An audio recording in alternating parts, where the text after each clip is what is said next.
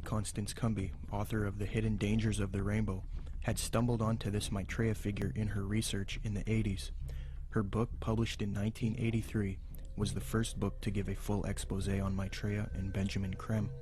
On page 21, she notes a Denver Post interview conducted by Jack Kissling speaking to Benjamin Creme, quote, "Won't the advent of a single world religion annoy the hierarchies of all the current Orthodox religions?" I asked. "More than that," he said with a smile. "They will be shocked. I dare say they will be among the last to accept the Christ." But according to Kissling, Creme said confidently, "It will come because it must. We will begin to live," he said, "as potential gods," unquote. Constance Cumby also notes that Creme is a Luciferian by citing a WLAC radio interview, quote, "In a November 9, 1982 radio interview over WLAC, Nashville, Benjamin Creme told the entire Bible Belt that Lucifer came to planet Earth from planet Venus 18.5 million years ago and made the supreme sacrifice for us," unquote. Constance Cumby had direct contact with Benjamin Creme face-to-face in Detroit, Michigan. I had the opportunity to meet this brave woman, and she showed me the place in which she had attended a lecture by Benjamin Creme.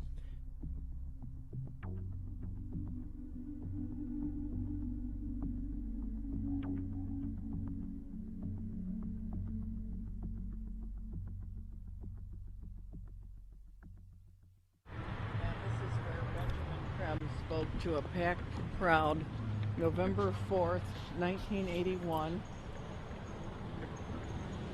and Bread for the World was out there, had tables, Oxfam, every group you could think of was sitting out there. They were passing out brochures. The brochure is reproduced in both of my books. Benjamin Creme came in. He opened, he gave some kind of a hand signal that looked something like that, and I thought at first he was waving to somebody, but the crowd appeared to flip into a trance. And then he started speaking, and he was rotating his head. I can't even come close to, it was as close to a 180-degree spin of a head as I've ever seen. How his head didn't snap off, I'll never know. And then he started talking and laying out what they were doing, and the crowd was thoroughly under several degrees of hypnosis. I knew many people in that crowd from political circles and social circles in Detroit for many years, and I talked to some of them, and the common denominator was they had all been through one kind of mind control course or another, one type of New Age class or another. I talked to a fellow behind me, Al Banks, and I said, he was a film producer doing much of what you're doing now. And I said, "Al, I know what I'm doing here tonight. What are you doing here?" And he said, "Because, Connie," he said, "I'm taking a course in miracles at Unity." He said, "I've joined Unity. We're all required to take a spiritual growth class. I've taken a course in miracles. It was a class requirement that we be here tonight." And then he said, "You know, Connie, I would have thought a progressive person like you would have joined Unity a long time ago." Well, then I started explaining to him exactly why I haven't, and he snapped, the glaze snapped off his eyes for a little bit. He thanked me for telling him. And then Creme came in and started doing his thing. And at the end of the evening, they had been promised an appearance by Maitreya, the Christ, channeled through Benjamin Creme himself, that Maitreya would speak through Benjamin Creme. And Benjamin Creme asked everybody to join in the recitation of the Great Invocation. I told the woman standing next to me, "I will not say the Great Invocation with you. I will say my own prayer." And she was a nice little prim, proper looking black lady, could have been active in any Black Baptist church in Detroit from her appearance. And she said, "No, that's all right, honey. We all have our own paths to God." I said, "The reason I will not say the Great Invocation with you, the scriptures clearly said that the Antichrist would come denying that Jesus was the Christ." I said, "Benjamin Creme has denied it all evening and said Jesus was not the Christ and this Maitreya was." And the woman said what Benjamin Creme had said. She said, "There's been many Christs." I said, "There's been one, and his name is Jesus." And people turned from rows around and looked at me like I was crazy. And so then Benjamin Creme came in, and he started the nearly close to 180-degree spin of his neck again. And the crowd's hypnotic trance appeared to deepen, and he started out from the point of light within the mind of God, may light spring forth ever. And I went nice and clear, and I'll tell you, the acoustics in that building are wonderful. I said, Our Father, who art in heaven, hallowed be thy name. Thy kingdom come, thy will be done. And I did that each and every stanza. And they got down to the last part, said, May light and love and power fulfill thee plan on earth, and may it seal the door where evil dwells. And I said nice and loud and clear, I said, May Jesus Christ return to earth and end the evil present in this room tonight. Well, the funniest thing happened, or may I say it did not happen. Benjamin Creme stood there. He waited, and he waited. He clearly was watching for something to come over him. And it didn't happen. And he finally said to the crowd, he said, That will be all. You are dismissed. And, of course, everybody was extremely disappointed. And we went to the door, and I went walking out. I had brought some co-spies with me. They were kind of chickening out at that point and waiting for me. They were afraid of being ripped limb to limb.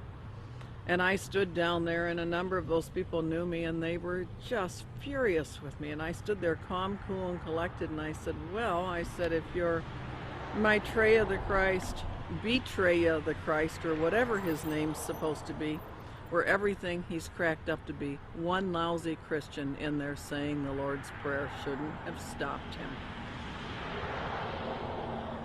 And Benjamin Creme has never come back to Detroit, although that was probably the most successful night financially and crowd-wise that he'd had in the United States. The following is a video taken in Iraq at a Shia Muslim festival. Share International and Benjamin Creme have put out that this is indeed an appearance of Maitreya, the supposed world teacher for the age of Aquarius, one world government. Commenting on this video, Share International reports, quote, Imam Mahdi, unexpected appearance, proclaims the title of a video posted on YouTube. A miraculous figure of glowing brilliant white light appeared on a video filmed in Karbala, Iraq, on the night of Ashura, 6 January 2008. This Shia Muslim ceremony commemorates the martyrdom of the grandson of the Prophet, Hussein, whose tomb is in Karbala. Benjamin Creme's master confirms that the light figure is Maitreya, Imam Mahdi to the Muslims, and that his dance-like movements with a sword remind us of his coming with the sword of cleavage. Could this be real, or is it a hoax? Is Maitreya real, or is he a hoax? Whatever the case may be, it turns out that it is not only New Agers and occultists who believe in this Maitreya, but politicians, presidents, and elitists also follow Maitreya. Wayne Peterson, a retired American diplomat and admitted supporter of Maitreya with connections to the Pentagon and the United Nations, stated the following about Mikhail Gorbachev and the White House in a Vision magazine interview, June 20th, 2000. Reporter Kendall Klug asks, I believe Mikhail Gorbachev has publicly stated his belief of the existence of Maitreya. Do you know if this is true? Wayne Peterson answers, I have one little story I could tell you about Gorbachev. A friend of mine who has worked with the World Bank went to the Heads of State Conference in Europe and gave a speech where he borrowed many of Maitreya's ideas for economic reform out of a book by Benjamin Creme that I had given him. He told me that he had read the book on his flight to Europe and realized that his keynote address to these world officials, especially presidents and prime ministers, it was a very high-level meeting, was going to be very boring, with many having heard similar sentiments over and over. So he thought he would throw in some of Maitreya's ideas into the speech. The country he was in had a reigning monarch who invited him to lunch the next day. When he showed up for lunch, there were 16 to 20 people there, including Mr. Gorbachev.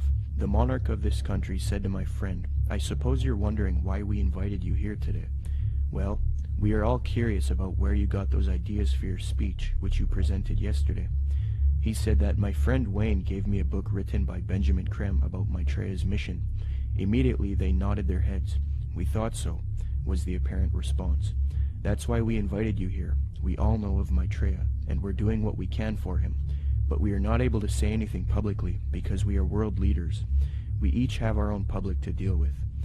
Only one person there stood up and said that they could use his name to legitimize these sightings, and that was Mikhail Gorbachev.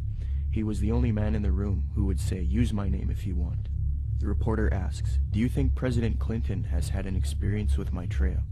Wayne Peterson: "I don't know if President Clinton has. I believe that former President Bush has. We used to have transmission meditation groups that Maitreya had asked us to do around Washington, D.C. People who were interested in Maitreya and the reappearance story would get together once a week in Georgetown, in the home of President Bush's main counselor at the White House.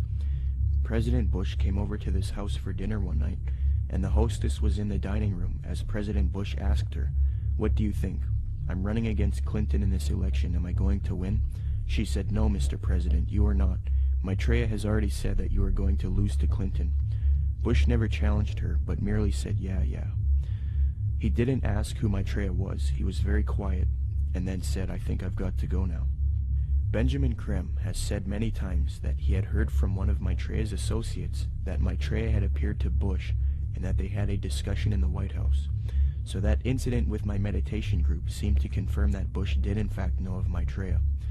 I do know people in the White House have been visited by Maitreya many times, and the people I'm talking I've seen on the front page of the Washington Post, standing next to the president. In a December 19, 2008 London Telegraph article, major media organization, Mick Brown praises Maitreya and Benjamin Creme, stating, quote, "This week has come encouraging news for anyone with an interest in signs and wonders, or desperate for a chink of light in the prevailing gloom, which probably means most of us. A savior is at hand."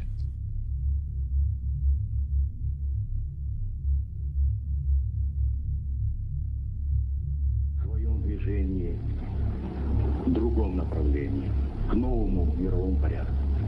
I think even that does not describe why the world has changed so much and why the world has turned so much toward a new world order and a new kind of civilization. Maitreya is one of the main theosophy in Maitreya. The whole UN movement, the whole Lucis Trust movement, world goodwill, they're going out of the way to try to discredit it and say, well, you know, Jesus, all he really was a disciple of Maitreya. He's still a disciple of Maitreya. Maitreya is over him, and Jesus, they believe what happened is Jesus heralded in the age of Pisces. Now what we're going to be doing is now we need to herald in the age of Aquarius. This is where the New World Order comes in, and this is what Maitreya is going to bring. So we're going to de-emphasize Jesus, and we're going to move over to Maitreya. Jesus is just a disciple of Maitreya anyway, according to them.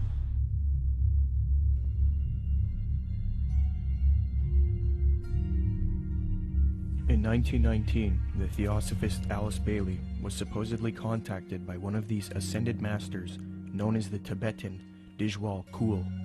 From 1919 to 1949, Bailey would write 24 books, and according to her, she would do automatic writing, a new age way of channeling and letting the force write for you. Bailey would create Lucifer Publishing, which would distribute the works of Helena Blavatsky and the Theosophical Society. She would later change the name to Lucis Trust because Lucifer Publishing was too controversial.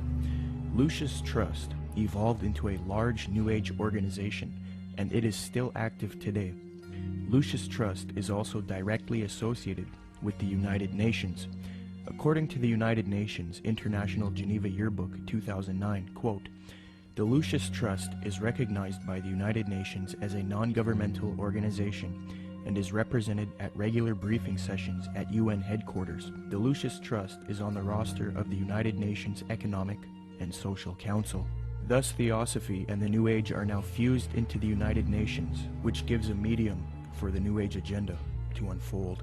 The aim of corrupt organizations like Lucis Trust and the UN is to create a one-world government, New World Order, which is in accord with the supposed Age of Aquarius. Many high-level elitists have voiced their approval